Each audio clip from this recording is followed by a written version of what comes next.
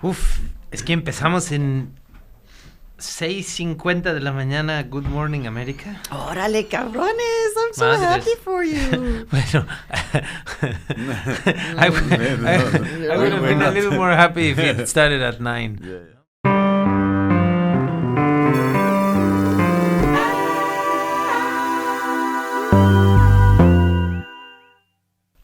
Thank you for saying yes. I'm really happy. So, Diego and I were together in August in Aspen, which was a lot of fun. And the last time I saw you was in D.C. like a decade ago. Yeah. So I have to ask you this.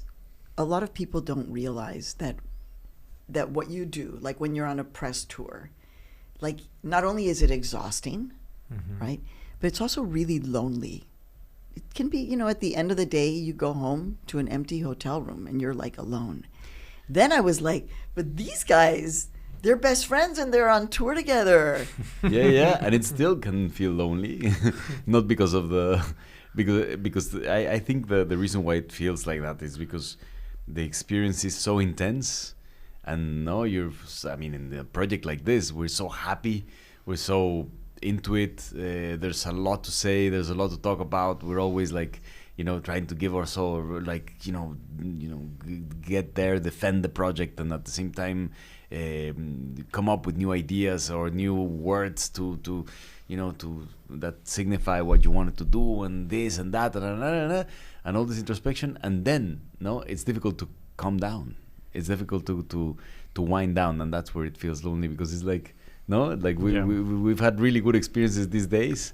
It's been really wonderful, but it's been difficult to get to sleep because you're like, your head is spinning and you're like, oh, no, and excited and I should have said this and I should have said that, and then this person, I didn't tell them, like, I didn't thank these people and that, but you know what, I to add, what is different and gets worse and worse and worse is that you wish life would be able to stop and you could just concentrate in this. But the loneliness comes from not being able to be in part of your other life.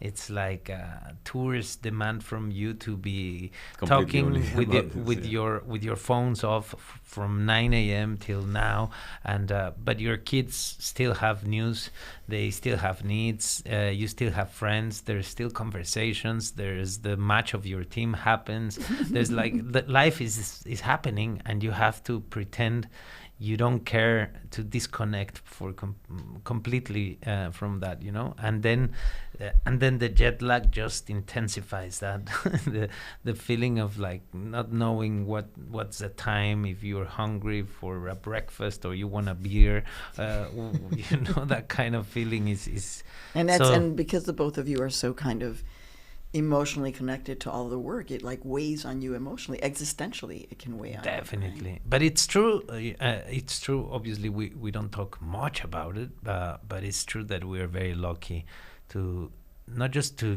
live it together and not alone, but to live it with someone you care and you like, that you're happy to spend your little time off between one interview, that traffic and the almost running over like 10 people to move from one interview to the other in New York. Like, we just witnessed that, right?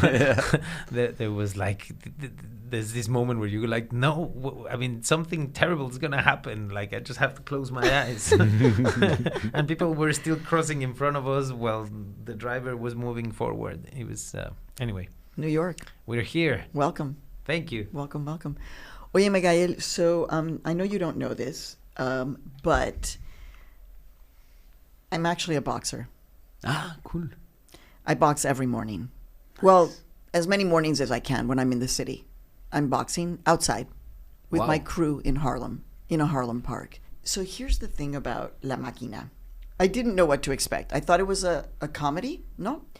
So I start watching it, and I'm like, oh my God. Well, one, it's a boxer. It's an older boxer. It's a Mexican, so I'm like, I'm right there. I'm a Mexican older boxer. I'm orale. Then you start, there's a journalist character, and I was like, oh my God, there's a journalist character. I love this even more.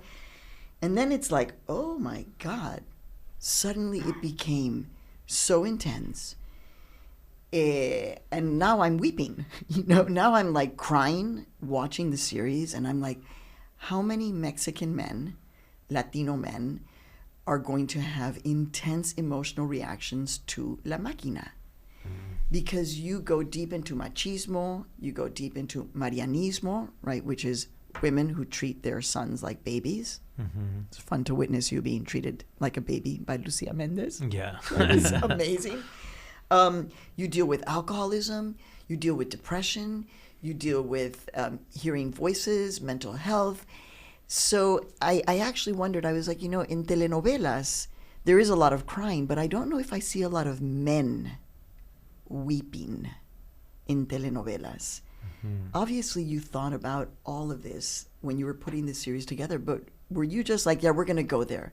Yeah. We're going to have Mexican men. Both of us, our characters, are going to be weeping, crying about being abandoned as men or being maltreated. Well, yeah. I mean, yes, definitely.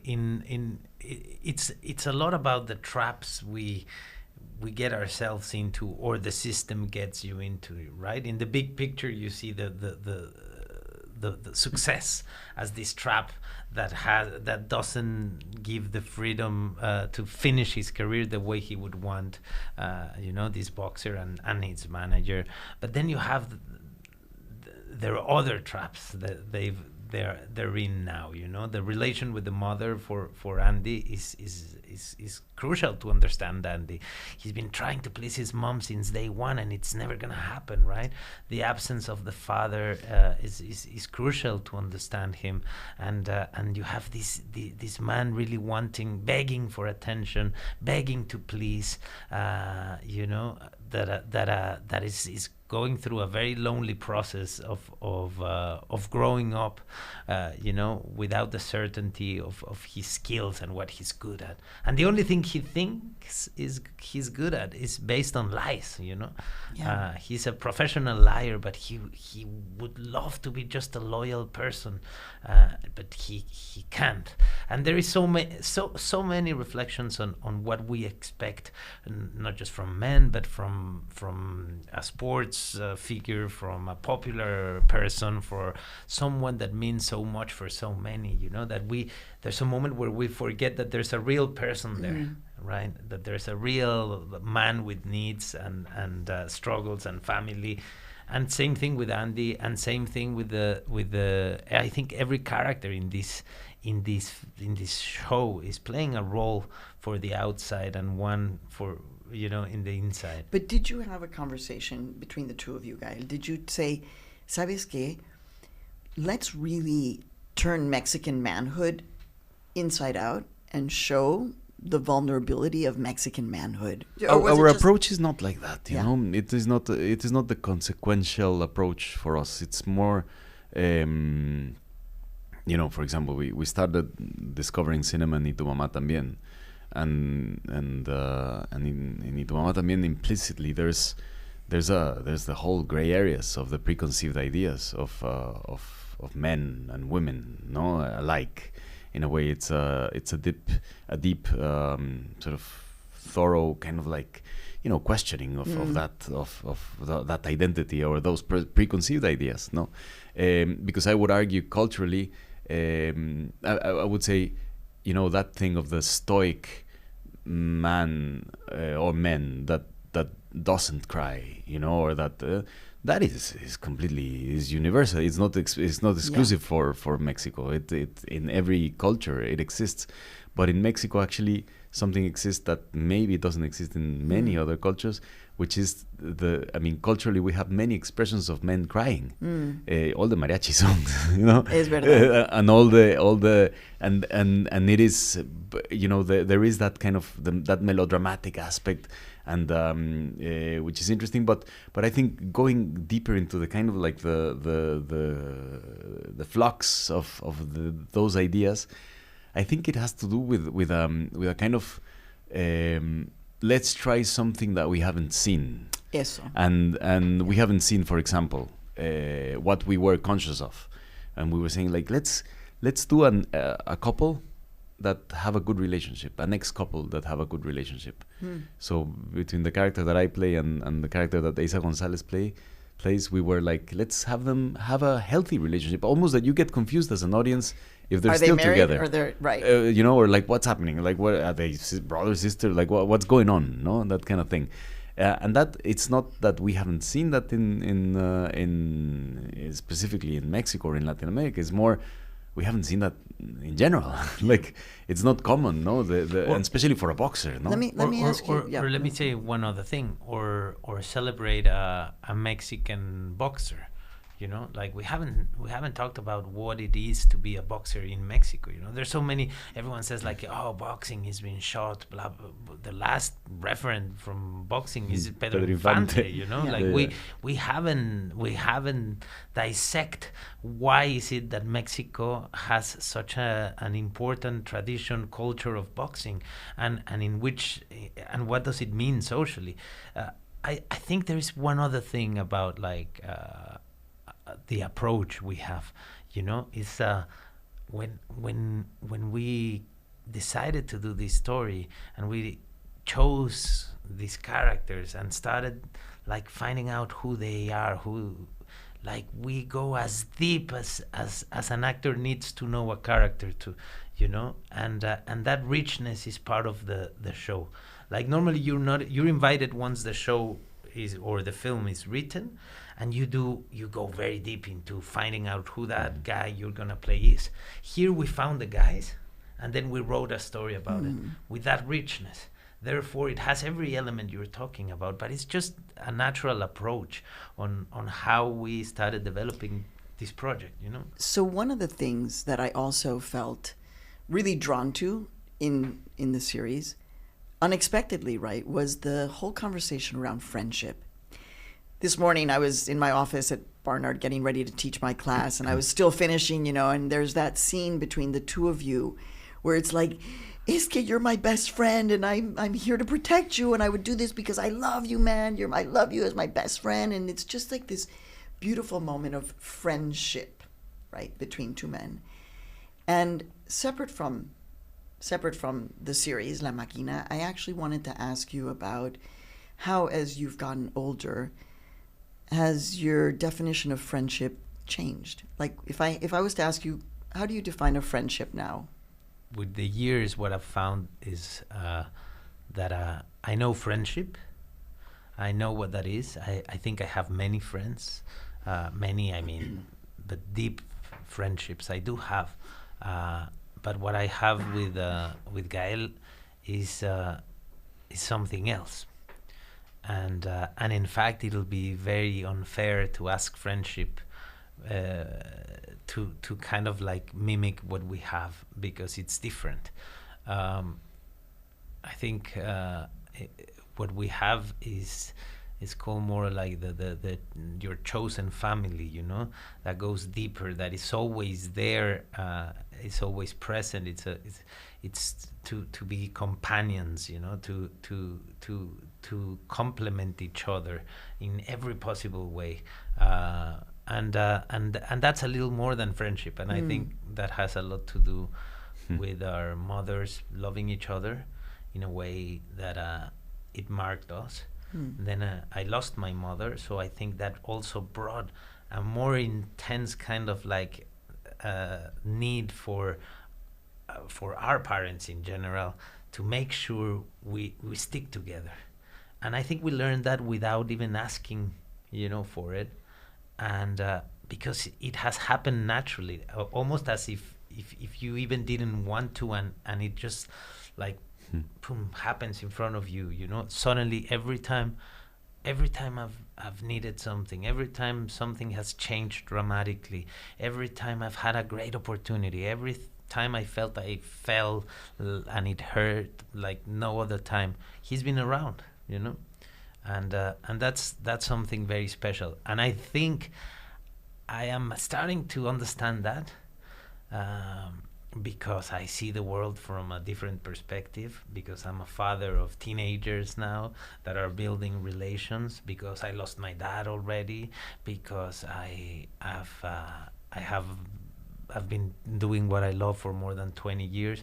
So also, I mean, I'm not defining friendship, but I'm telling you that there's the friend I can ask myself to be today.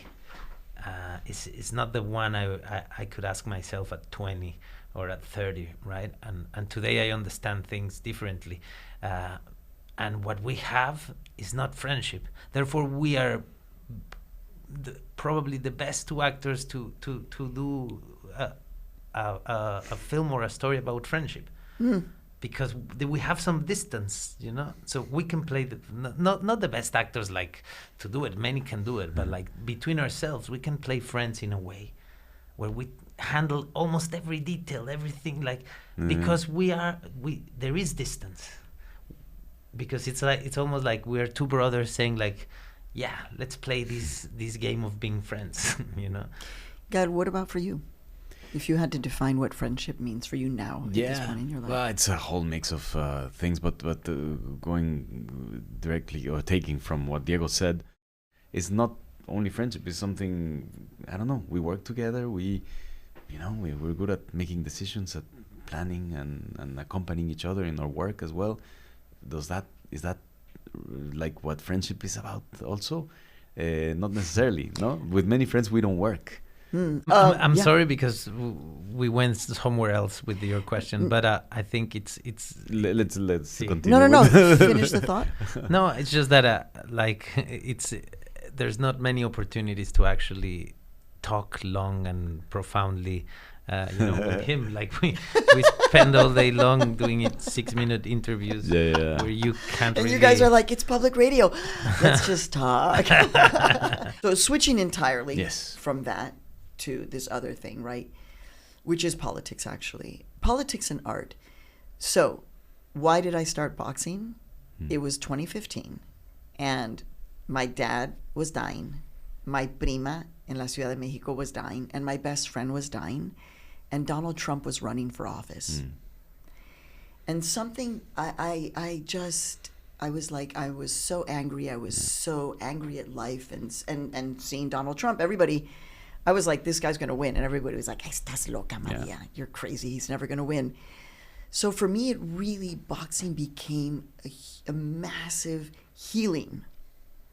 And then it was important for me to feel strong because I'm 5 feet tall. You think I'm taller because I wear 6-inch heels, but I'm actually una miniatura.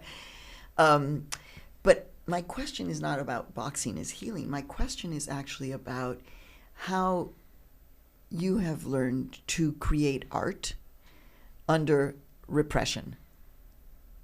Under repression. Political repression. Under Trump.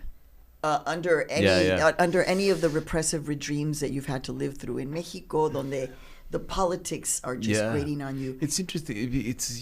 Because we've been reflecting on that and how things have changed.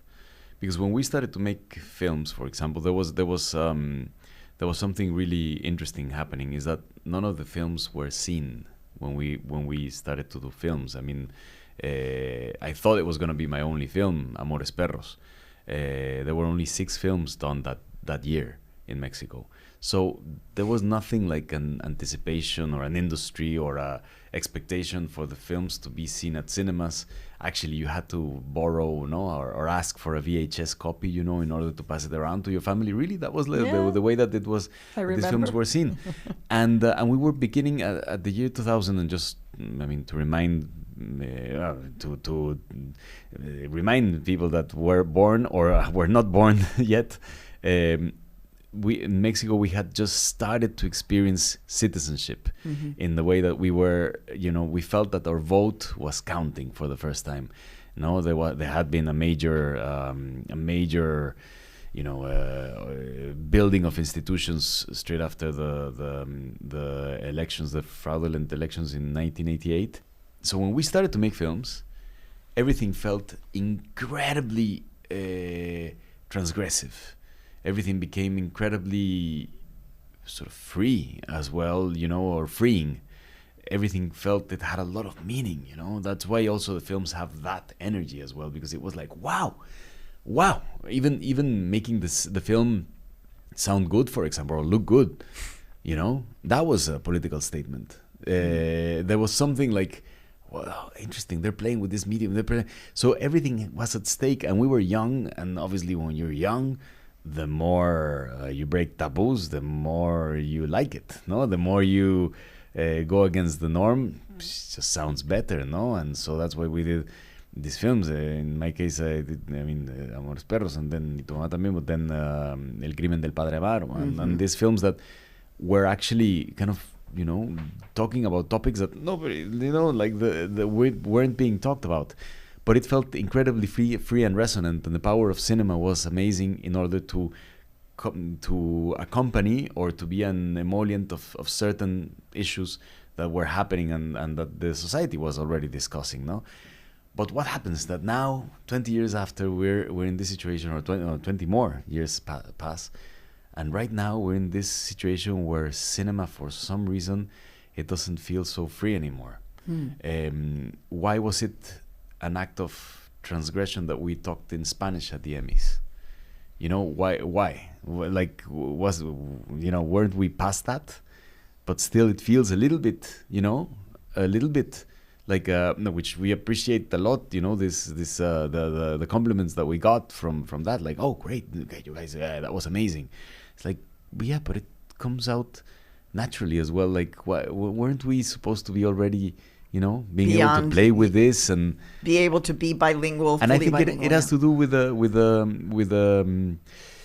has to do with the political atmosphere that we're living nowadays, not only in the United States, in many parts of the world, but here in the United States, it is very particular. So, another one of the things that I feel like when I was trying to identify with the both of you and getting ready for this interview, I was like these guys, they are actually able to do something that I consider it a superpower, to be able to think about Mexico when you're in the United States, or think about the United States when you're in Mexico. To think, you know, like, where am I from? ¿De dónde soy? ¿De aquí, de allá? ¿De dónde soy? And it's like, sí, soy de aquí, soy de allá. But in many ways, the both of you, you're playing and working on both sides of that border. All aspects of your life are actually, you're able to do that between the United States and Mexico kind of fluidly. And I'm just wondering what that feels like. I call it a superpower to be able to consider and be in these spaces. But for you, the fact that you're able to kind of be in these places and have impact in media in both places, both countries, which means both languages, etc. But I think it's the nature of cinema and theater. You know, you belong somewhere, like the story belongs somewhere, you know.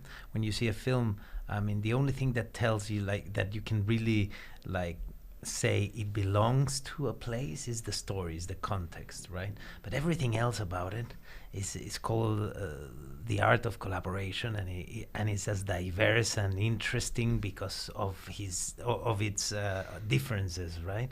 And it's something you search for when you are actually gonna work in something, right? It's the same as if you do theater. There is a connection with the space. Like the theaters you've worked is places where you've spent many nights. You know, where you can call home. You feel home. Something happened to you there. It's about a territory that, and once you have that connection, you might be anywhere. I mean, but you'll have the freedom and the feeling of belonging, because you'll never forget where you come from. Like, the stories I get involved with, they become Mexican immediately. You know, it doesn't matter how far I want to go. It doesn't matter if it's like, I mean, it doesn't matter. No. And there is something really beautiful in accepting that you always have your place. Like, we're not here or somewhere else because we want something to happen to us. You know, it's because there's an opportunity.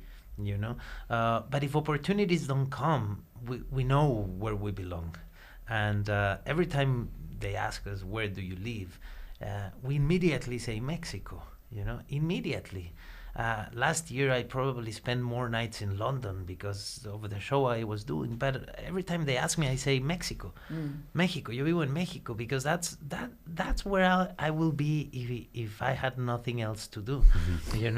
That's and if that's what I was jealous of, see, because that's where I would be if I had nothing else to do. But then you can be in this country and experience this country and live in this country and try to understand this country and the journey of people in this country, but same thing can happen in Spain, in France, in London. We've worked in many places, but our company, the company that did La Máquina, is based in Mexico City. If we think about, like we were talking in the car, I need to work with an AD, with an assistant director. I might end working with someone from Mexico City, even if I shoot somewhere else, because it's where, if we talk about understanding, if we talk about creative connection, if we talk about, we think not just Mexico, I think Coyoacán, I think now you're really rubbing it in. But sometimes I spend a lot of time far away from that place, but I don't see it like I left it behind or anything, because this is the nature of what we do. We are playing these friends that have nothing to do with us, but at the end we are reflecting on the most valuable and precious thing we have together, which is our friendship. Somehow we are talking also about something that is profoundly intimate, but not. We are doing this manager and this boxer, and they're full of shit, and their relation is like the most toxic thing you can see, right? But at the same time, we are talking about family. We're talking about what matters, the origins. So that leads me, Gael, to want to ask you about a project that actually you are involved with as an executive producer, but the project of State of Silence. Because now this is an idea that you have, right, Diego? Well, State of Silence? Yes. The project, right? Put it that way, sí. And then Diego says to you, hey, Gael, are you interested in getting involved in any way in a documentary that has nothing to do with, anything dramatic, Hollywood, etc.? It's a very serious, frankly, must-watch but painful documentary about the state of journalism and journalists in Mexico. And I actually, in preparing for this, and Diego knows this because I said it, my decision to become a journalist in the United States was not because I was inspired by American women journalists. It was Mexican women journalists, like Elena Poniatowska or Blanche Petrich. So my question to you is actually about deciding to work on a project with Diego where you're actually going to be like, no, I'm just supporting you in this project. And those decisions that are made, I'm not going to be involved, but I'm going to support you. Well, that's perhaps the community that or the film family that we've built together, that we become first fans and last fans of whatever project that we do together, and we've been experiencing this for a long time with many projects and with many documentaries that are risky, or that are, that kind of thread the fine waters of an interesting and a very urgent topic. We've done that with El Tema, with Dayani Cristal, with now State of Silence, and we built Ambulante. Which ultimately, we built together with all the Ambulante team that has been there for 20 years. This documentary, the traveling documentary film festival. It's amazing. So for people that don't know, basically traveling documentaries for free in Mexican towns and cities. I witnessed it in Oaxaca, where all of a sudden people were just pulling up chairs in la plaza, and Incredible, I was like, ¿no? ¿Qué está pasando? Oh, viene una película de Ambulante, and I'm like, it's pretty cool. Yeah, it's fantastic. So those kind of things was really nice, and it comes from our. I'd say that the natural progression for us to become producers in a way is because we're fans of cinema, and we're fans of the work that we do in a way, or or the ideas that we come up with. But at the same time, is that if we have the ability to express ourselves freely, then we might as well really go for it. And not only that, we might even go further in order for other people to also have that opportunity. And that is something that we've also shared. It's almost like an ethical, I don't know, inspirational, political. We come from the same political vein. Maybe that's also what makes us also work together well. And this is the first time that we say it, but we politically we think alike very, very much. You know, like where we stand in certain things, what our reactions, our, you know, we might have different ways of approaching it, but at the same time, the essence or the where we stand is on the same side always. So it's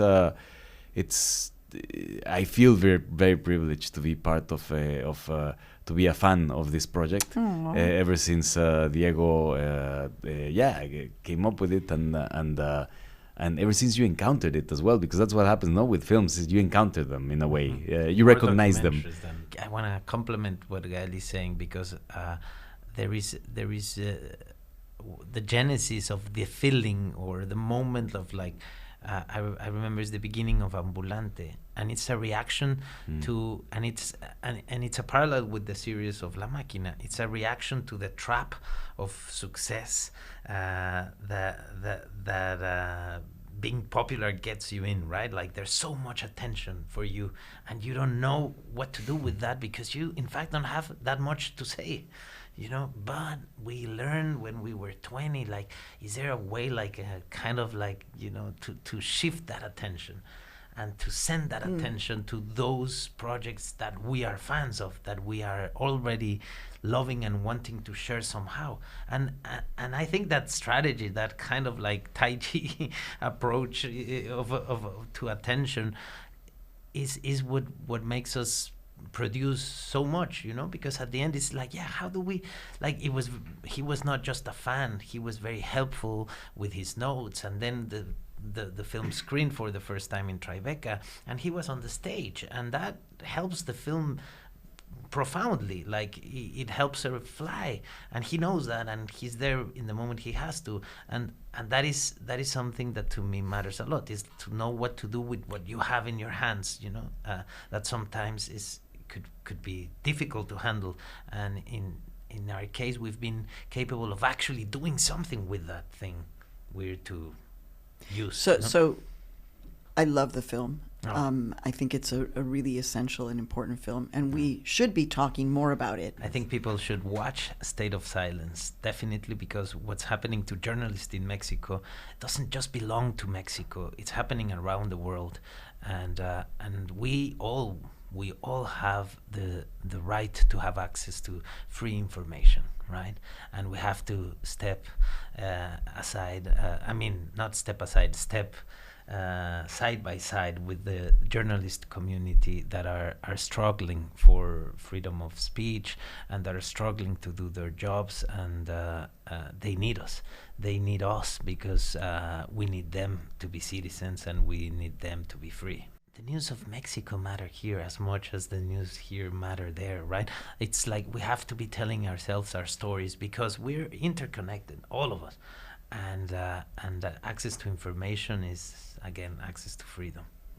So finally, you guys are not on Instagram, but I'm watching your Instagrams and your fan stuff and everything. And one of the things that I can see is that you have so much fun.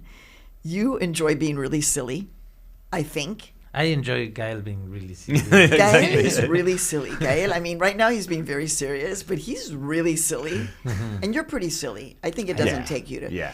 So, so having fun, like what is, I know that you're like, oh my God, if I have to choose, I'm going to Mexico City. But when you go to Mexico City, or if that's the place, like what do you do for fun?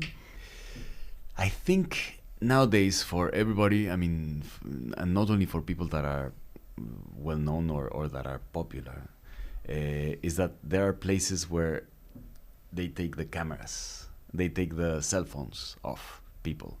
There's this nightclub, and it sounds like, oh no, it's a kind of a it really, like, what's amazing about this nightclub is that they take this telephone and the camera, and they just take it, you know, you lock it in, no? So no one can record anything. No one can, yeah, and people are just having so much fun. people are laughing and dancing and being completely crazy, and none of the things that you might end up people might end up having sex or whatever. That is not happening. It's just people dancing, and it's the best nightclub. I mean, like he's tempting you to organize a party soon to open up at place. home and say to everyone, leave your phones in the kitchen and don't pick it until you're leaving. No, don't even go every half an hour to see, like, we all have excuses, but 15 years ago there was no cell phones. So my best plan for a party would be a party that involves a lot of dancing, a lot of anyone. Óyeme, by the way, but without the cell phone and the camera, because then everything becomes like, everything becomes a performance. So Diego, yes, for you, fun. Oh my God, it's a. I mean, I love his answer because it applies in general for life. Like, definitely fun comes when you don't feel you're being streamed 24/7. When real freedom comes, an interaction. But I would say that I'm gonna say one. Real fun is when we have the opportunity to just like fuck around. What's the next thing we're gonna do? And there's so many projects that I'm glad never happened, but just the moment of like having those ideas and exploring and then saying, like this person already, and then whatever happens, but like flying or spending time waiting for an interview or waiting for this or waiting for that becomes moments of like, what if we do this? No, what if we do that? And I really enjoy that, and it's fun. It's fun because we picture the same thing, and